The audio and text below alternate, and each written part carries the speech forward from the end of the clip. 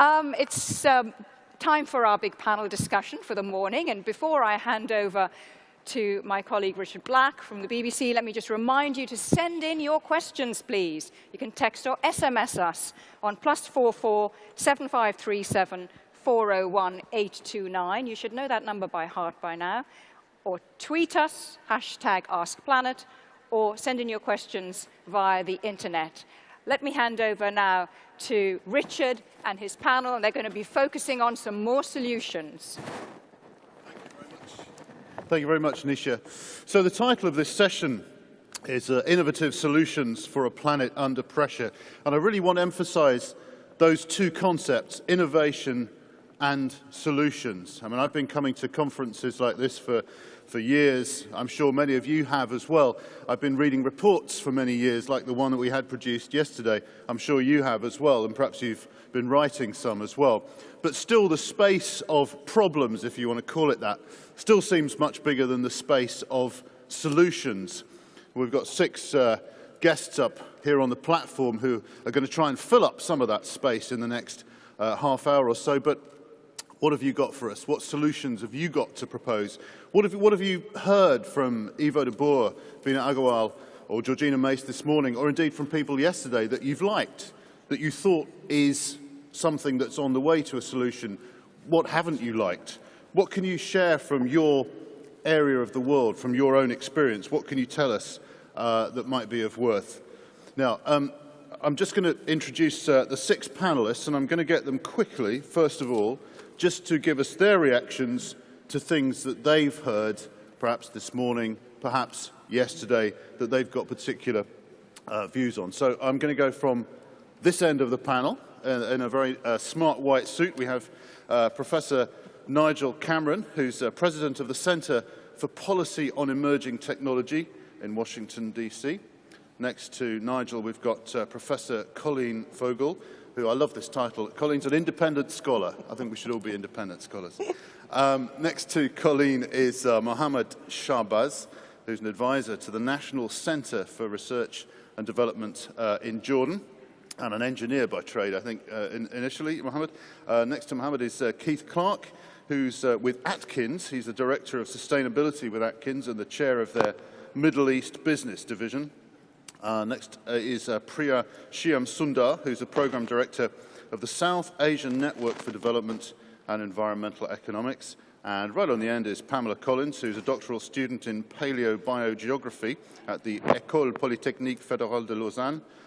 And so I'm just going to go along the panel quickly and just get them to say, give us one thing that they've heard about, that they've seen, that they particularly wanted to give us a few words on. Nigel.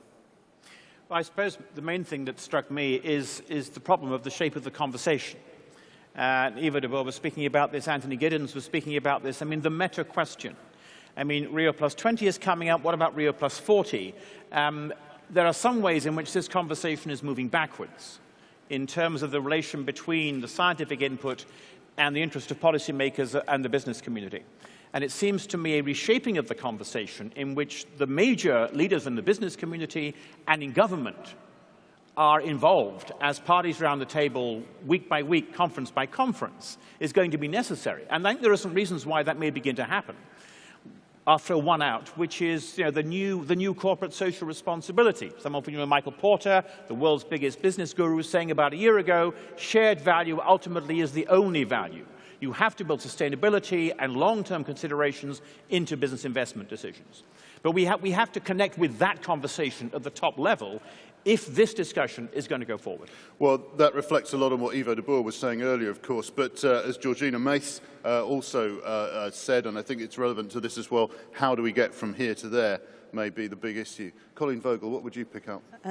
Well, what I picked up, and I really found it really heartwarming to hear from Ivo de Boer when he left the stage, I think he did make mention, and I hope I interpreted correctly, he said we need to get into the hearts.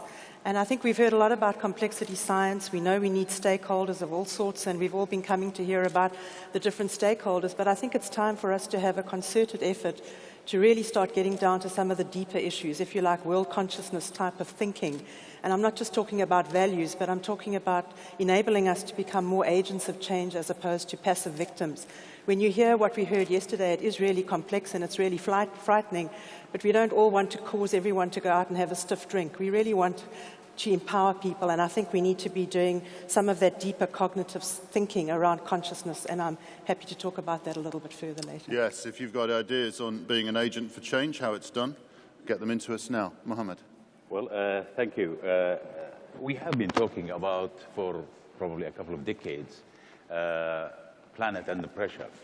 What I have started to hear now, a new message which says planet stewardship, which is probably an inclination towards solutions. And this is a turning point where probably humanity now has realized that we have a problem, probably we have a problem, and let us address those issues. In my point of view, I think we have a problem of values and ethics in relation to the way that we are using our resources. And we have to really address those in a much more innovative approach. Our ancestors had their approaches, and it's all there, documented. What we have to do is revisit without reinventing the wheel and see what we can implement and use. And in your own work, have you come across any particular examples where people are becoming, in some sense, stewards of the planet? Well, in general, we have, for instance, cultural inherited systems, such as the hima that has been practiced for the last 3,000 years in the whole Arabian area, and particularly in the Middle East. So this system has been reinvented now. In the past days, they had their rangers, they had their judicial system, they had etc., which complemented the whole resource management. Now people are going back to these systems where they can do a much better management system for something they understand for the last 3,000 years. Yeah, very interesting. Again, relates to what Bina Agarwal was saying earlier about some of the way that communities are managing water in South Asia as well. Keith Clarke. It's implementation. The technological changes are stunning. Getting them into markets, particularly third world markets, is extraordinarily difficult. The corruption, the lack of governance is a major obstacle, and the lack of risk adversity, or the risk adversity of capital, which is inherent, and a failing system or failed system, has stopped the spread of many innovative ideas. And the couple of sort of things having sort of run at FTSE 250, the market is stupid. The market will not be moral. The market will not work on CSR. If you're expecting the world to be changed by a few business leaders, we should spend our pension money, because it's not going to work. You can change the market, but you do it with blunt instruments. You can't rely on a broad consensus of the business community saying we will be nice people. They will not risk their capital. The investors will sell your shares if you don't produce. But on the optimistic side, you can change implementation. But you can't rely either on a Stalinist view that we will have every rooftop going green and I'll make your land productive. And we're not going to be in that world. You can't expect the world to have a common political system. It may have a common objective to decarbonize, which is different. But going from that to some of the dictatorial issues or free market issues at the other end have both failed, and will fail increasingly with a lot more innovation, because innovation by definition is uncertain, and you must accommodate failures and success and learn. So it's the implementation. Excellent. Priya. Well, I thought I'd get a little practical and address one of the issues that has come up several times. Bina talked about it earlier today, and Sir Bob Watson raised the issue of the GDP and what a bad indicator it was of well-being. And I thought maybe it would be useful to talk a little bit about what has been happening with this indicator that nobody particularly likes, but everybody needs. This is not a new story. You know, it was discussed in Agenda 21, and the UN system tried to respond to it by creating environmental and economic indicators based on the national system of national accounts. And this has seen a lot of progress. There's many European countries that have actually integrated environmental indicators into their system of national accounts. In the developing world, you have Philippines and South Africa as leaders in this area. And the World Bank has done a lot of work in this area as well. But there are very many practical challenges, and we have to recognize these if we want to move forward. India, for example, recently set up an expert group under the chairmanship of Sir Partha Dasgupta to create a new framework for greening national accounts. At the first meeting of this expert group, almost the entire discussion was about data. Where is the data going to come from? How is the national agency, which is already beleaguered, which is beaten on top of its head for collecting bad data, how is it possibly going to collect any better data if you add to the burdens that it already has? So there are institutional challenges that we really need to recognize. And beyond that, there are scientific, methodological challenges, which are not trivial, which need work, which can be done to some extent, but not trivial, both on the scientific side and the sort of monetization. You look at environmental changes, and then you want to say, what's the impact on well-being? You have to monetize those changes, and economists struggle with that to some extent. So there are many deep issues here that need work. I think the World Bank is supposed to be giving some help with that. I remember the CBD in Nagoya, what are we, about 18 months ago, the World Bank said it was going to work with about 10 developing countries to try and do exactly what you're suggesting, evaluating a natural capital in the same way that Georgina Mace outlined has been done in the UK. Pamela. Well, I was particularly struck by one comment that closed up yesterday's panel session. One of the panelists posed the question, has the bottom fallen out from the bottom-up component of environmental thinking? And I thought that was a very striking comment, and it made me think a bit about the interactions that I've had with family, with friends, acquaintances, growing up in the US and now studying in Europe. And I see two things that suggest that that statement might not be wrong. The first is that the attitude of consumption that is prevalent everywhere is something that's it's very difficult to tackle that. People consume for a variety of reasons, most of which are not for their basic survival. I'm talking about the developed world, of course. Most of these items that they consume, they don't need to survive. So why do they consume them? Why do people eat too much? Why do people consume to excess? Because they like food. Very simple. They get pleasure out of consumption. So that's one thought. The second thought is on the question of public opinion towards environmental problems. I've spoken with many people who think, oh, it's just too big. There's nothing I can do about it. Why should I change my behavior if I'm going to have no effect? So we have two facets. We have people like to consume. They are persuaded to consume things maybe they don't need to consume for a variety of reasons. And they feel like they have no power to effect real change. So the solution that I see to these two situations, there's one common solution, and that is a new kind of communication from those of us who are maybe collecting data that suggests that consumption is maybe not the best thing, that individual actions can have an effect. There needs to be a type of communication that empowers people. Telling you, you're bad, you're driving your car too much. People don't want to hear that. It may be true, but people don't want to hear it. It shuts their ears. Messages of self-hatred don't really get you anywhere. But messages of empowerment, of making something cool, it's cool to take your bike, it's cool not to drive your car, this is going to have a very different impact on listeners. I remember from US history class, there was an initiative back during the Second World War to conserve resources. At this time, global resource scarcity was not the question on anyone's mind. Resource scarcity to support this effort, this patriotic effort, for however you want to look at that, that was the issue. And people responded. People conserved resources for that common goal. I see an opportunity here for us now for a new, maybe a new style of patriotism, if you want to call it that, of global patriotism.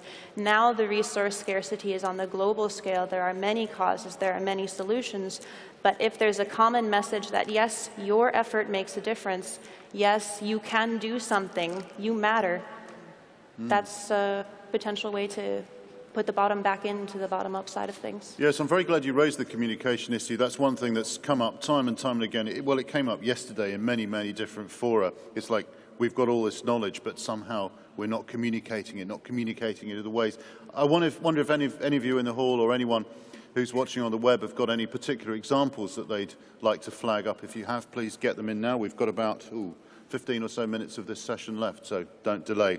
I'm going to go straight to a question that's come in from Paul Peters at NHTV University in Breda, the Netherlands. This is one I'm going to put to you, Keith, first of all. But he's saying cheap fossil fuel seems to be the main driver for rapid environmental change. Fossil fuel are produced basically by 200 or maybe 1,000 stakeholders, CEOs of coal and oil companies. So why, rather than trying to change 7 billion consumers' behaviour, why not seek to influence these directly? He uses the phrase to buy them out of their business.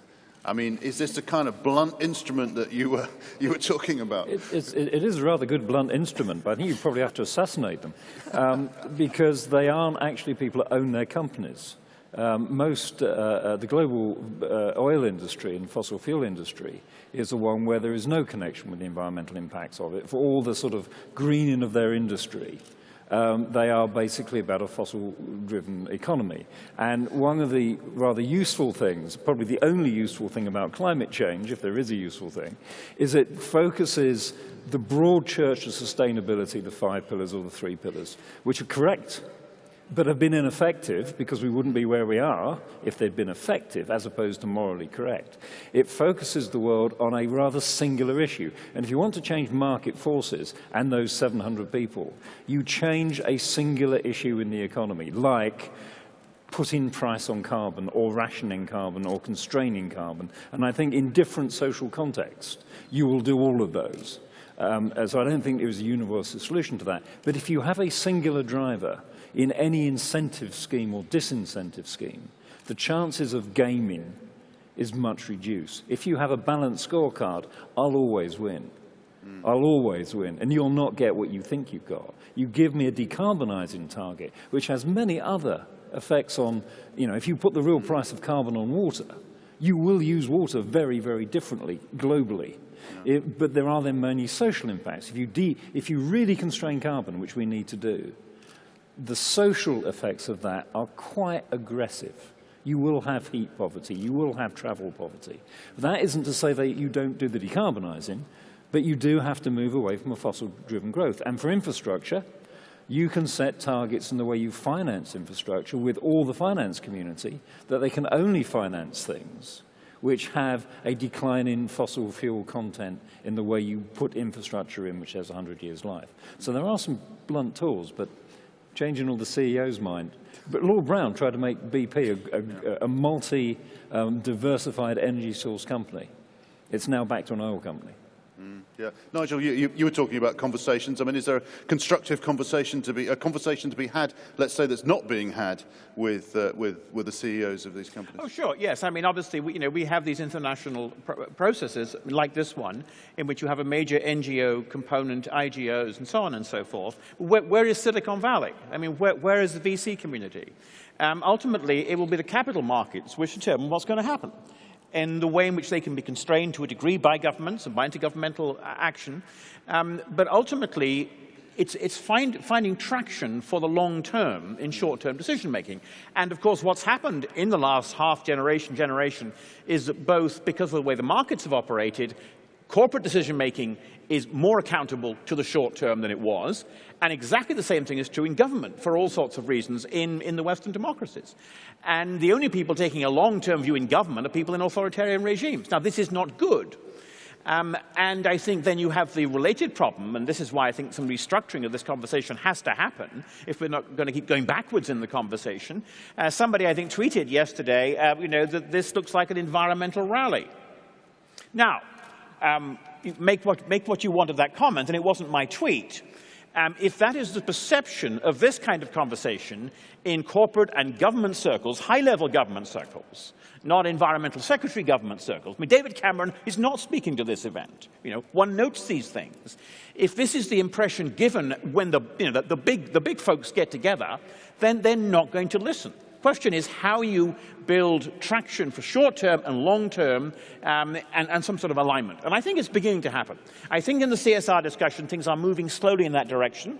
At the same time, I think, ironically, I mean, the whole debt crisis, austerity and so on, both sides of the Atlantic, governments are beginning to have to face up to the long-term implications of short-term, easy political decisions. Now, how you factor all that into this discussion is an interesting question, but I do think one thing we have to learn from this process is if we carry on doing what we're doing in the sort of politics, social conversation, Rio Plus environment, our environment, sort of micro-environment of this kind of event, we're going to keep going backwards.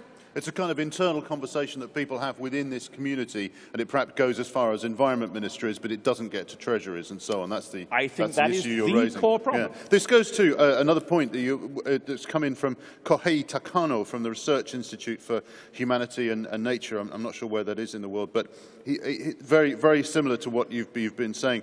Many of us know what we should do. The issue is why we cannot do it, e.g. if politicians take short-term thinking but not long-term, we must create new systems for new democracies. Who's got ideas on that? Coleen.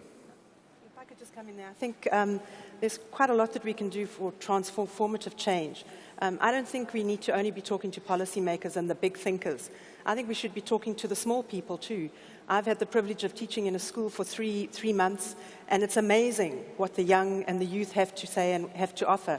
So I would suggest that we need a deep thinking around the education, and it's not just the traditional education. We need to be thinking in this group, moving the environmental education debate forward, because it is really, really urgent. So I'd like to press on that, and the International Social Sciences Council, who are present here, have a very interesting flyer where they look at the transformative cornerstones that we might need to work not just with the little people, but with the practice community. I think we tend to be lopsided, only talking and focusing our efforts on policy. We really need to be talking to people, all sorts of people on the ground, whether they're big or small. Pamela, you're the youngest person on the panel, and you're still in full-time education. What do you think?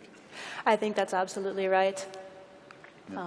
Well, what I can say is I remember when I was a child, I was in a school system that did have an environmental education component as part of the educational program, and I found it very, very impactful. We did projects on local fish species, for example, and this made me aware of that. There's fish in the water, and you know, if the water's dirty, the fish can't live there. This is the sort of thing that needs to be communicated, such a basic message. That's what really resonates with young minds, and it sticks with people as they grow up. This is the reason that I've chosen a career path in environmental research, because of the impact that my teachers had on me when I was about 10 years old. So I absolutely agree. I could not say that is more important. Shades of Al Gore. Priya. I would agree. I mean, this is very important. We do have to move towards a different value structure, I think, is what everybody's saying. But it won't work unless you change the incentives. And the institutions need to be rewired in order for the incentives to change. But how? Remember, we're talking about solutions. And that's maybe here. where the dialogue is that required. happen? That, you know, British Columbia has a carbon tax, which is revenue neutral. The US isn't quite there. Now, the dialogue on the politics needs to happen along those fronts. How do we have restrictions in place that will actually allow large numbers of people to conserve, to not emit as much carbon as we are right now?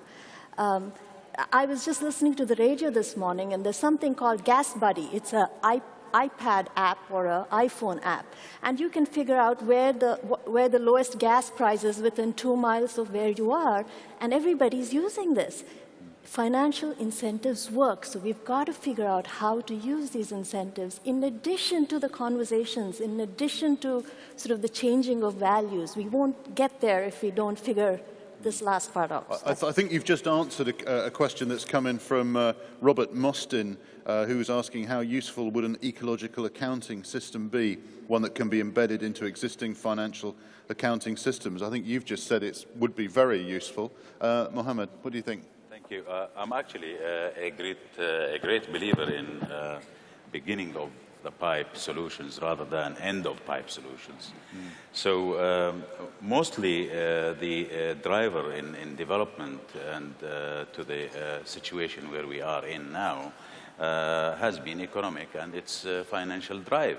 So what we need drivers for change in terms of how do we invert that situation.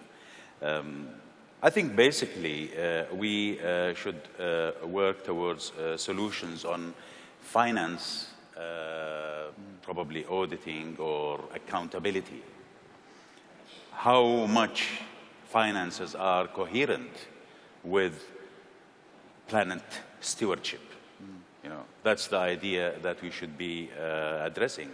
It's a notion for scientists now to really integrate these systems, accountability, which should be on a voluntary basis by the financial sector or the investment sector, you see. It should be on voluntary basis that they look at their finances and they look and they show how coherent those investments are with ecological causes, less damage, etc. So, but if I infer directly from what Keith was saying earlier, I think your view, Keith, would be that in the end that won't work, right? It doesn't work if it's accounting systems. Whenever you bring in a new accounting system for anything, it probably takes a few decades before you have sensible answers. And in fact, we don't even have sensible answers for how banks are run, because they couldn't run their risk. Now, that's sort of a serious comment. So if we can't run the global capital market, which allocates risk against capital, which failed, to do something like decarbonising, where you're actually looking at trading a negative concept, and the consequences of getting it wrong isn't a few tens of million unemployed, which is kind of serious. It's actually the climate. You wouldn't bet on that in any risk management. But I think that there's sort of going slightly differently. One of the reasons many things don't happen is not because there's lack of vision at times, or lack of good policy, or the lack of technology, or good academics.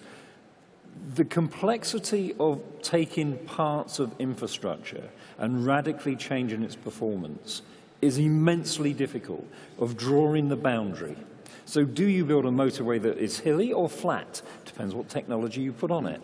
And just drawing boundaries of improvement and be willing to compromise, saying I won't deal with the technology that goes on my road, but I'll deal with the construction of the road. Well, actually, am I dealing with the way I do land use and GDP growth? Am I doing social inclusion? And the more you get into sort of when you're doing sort of water in an Indian village, highly complex, highly social, but singular, apparently. Probably not. When you do, will I build a different series of airport hubs or transportation hubs, or the work I'm advising the Qatari government on, which is their future infrastructure beyond carbon? How do you design today's metro? It will be there. Defining those edges is immensely complex. If we could do that, you might start to make some good mistakes. All right, means you progress. Here's a really big question, okay? I'm going to throw this open to whichever of you want to take it. This is from Andre Marin from the Norwegian University of Life Sciences. Is there a need to find new models of development away from current growth-centred neoliberalism, and will green growth deliver this? Who'd like to have a go at that one first? Would you invest your pension fund in it? That's the question. What, in green growth, you mean? In an alternative growth economy, because it will have shares and equity, I assume. Would you? No. and nor would my shareholders in the company. And that's not to say I don't think it's morally correct. Yeah. But out of self-interest, and I'm a stupid businessman, that's what I do. Of course. One of the things that's coming out of this, the program as we move along, is people are having ideas. Ideas are good. At the same time, there's a sort of wish list building up of all sorts of things that really have very little or no capacity to be enacted by the people who have power in politics, in the capital markets, and so on. And I think it's really quite important to get out of the bubble in which one wishes these things into existence. This goes back to your early point about having a conversation with yourselves, I suppose. Precisely. Precisely. I mean, who has an interest in long-term change outside of this kind? Well, for example, venture capitalists do, because they're putting out money out there with a 7-10-year time horizon. The R&D departments of all our major technology companies do, because they're working with that kind of timeline too. I mean, there are other people out there interested in the future than people who typically involve themselves in this process, but they tend not to be around the table. And they, partly because people who are here tend not to want them around the table. And I think you know, life in the bubble is pleasant, but life in the bubble ultimately is problematic. D.H. Strongheart in Santa Fe, New Mexico, sent in a question that talks very directly to that. One innovative solution for a planet under pressure would be for scientists to invigorate their political involvement and forge bonds with dedicated citizens and NGOs. I guess having a big conversation here. But here's the key thing. How can we begin this revolution in what he calls research activism? Mohammad and then Coleen. Thank you. I personally think that the issue of technology and innovation is much more related to also morals and how much innovation and technology production can be liberal and accessible, and how much world communities, developing world, can actually contribute to that. So really, there is a huge chance and probability to incorporate the smart people around the world within an environment of innovation. Okay, and this can be, there's no difference between an individual who's sitting in Guyana or in Jordan or in the United States. It's the facilities, the ability to develop and create. So this creative individual has to be found around the world and focused on and given a chance to be able to contribute towards mankind or human civilization. This is what we are aiming for. Coleen, what do you think? You know, really, just to be kind of blunt, I think we need to get over ourselves and leave our egos outside the door. Because I think there are existing platforms, but we need that technology, you know, the humble technologies and the humble ideas, because there are the existing platforms. You're absolutely right. People are, you know, there's neotic scientists who are studying neural, you know, the brain, and they're looking at how that could link in complexity and complex systems. So I think there are these platforms. And for example, there's a recent report from the European Science Foundation, which I was privileged to be a part, and Jill Jager was part of it. So there are ideas. People are starting this discussion.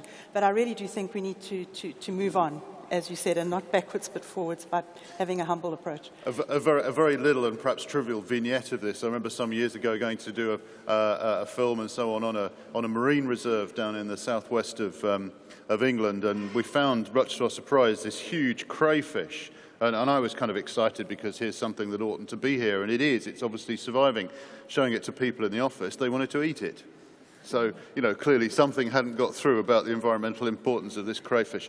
Right, I think we're going to have to wrap up in just a few minutes. One of the points I would love to put to you, this has just come in from Steve Smith, who's somewhere in the UK, who says lots of perceptive solutions from the panellists, so well done you. But no one has suggested stronger UN bodies. Is this a good idea or a blind alley? Priya. Well, I don't really want to answer that question. Oh, go on. But what I would like to say is that there is a lot of hard, incremental, practical work that has to be done at the nation-state level and beneath the nation-state level.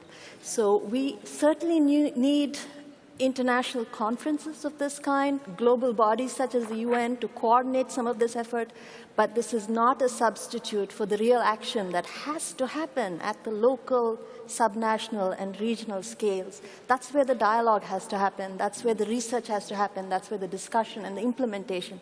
Couldn't agree more. The problem is we can't implement the solutions that we have because we don't understand what's working and what's not working and why it doesn't work. So sure, you know, we need stronger global institutions, but do we need them even more than we need the stronger local to subnational to national institutions? Nigel? Yes, I mean, I'm something of an enthusiast for the UN and its institutions. At the same time, as we know, major countries regard the UN in a very particular way. Small countries regard the UN as a kind of global government and would like it to take that role. It's never going to happen. I mean, the UN was set up in the 40s very deliberately to ensure that the major countries could stop the UN doing things that would be against their interests. Now, at the same time as that, what we have is this whole open-textured approach now through the G whatever, through, you know, these other ad hoc groupings of nations. And this, of course, reflects our open-textured approach to decision-making in other contexts, where our technologies are going, open source. And also, there's a credibility and a sort of delivery you get when you have voluntary participation. And it seems to me that side by side with the traditional structures of the UN system, we need to encourage the development of these ad hoc groupings, because I think it's through them that solutions are going to come. Well, that's really all we have time for. We're going to have to wrap up now. I just want to say thanks to all the panelists, Professor Nigel Cameron, Professor Coleen Vogel, Mohammad Shahbaz, Keith Clarke, Priya Shyamsundar, and Pamela Collins. I'm sure they'll be around if you want to have a chat with them by the old-fashioned, not by one of these, but just going and having a chat, perhaps, in the coffee break. And let me hand back now to your host, Nisha. Thank you. Great, went really well. What a great panel discussion. And I really enjoyed being able to sit there and listen to everybody. Great ideas. I was particularly struck by what Pamela was saying about needing to have a kind of revolution in mindset. You need a movement to get people to embrace this, maybe like what happened in the war time. How can you create a war mentality so that everybody decides to change? That's your challenge from me.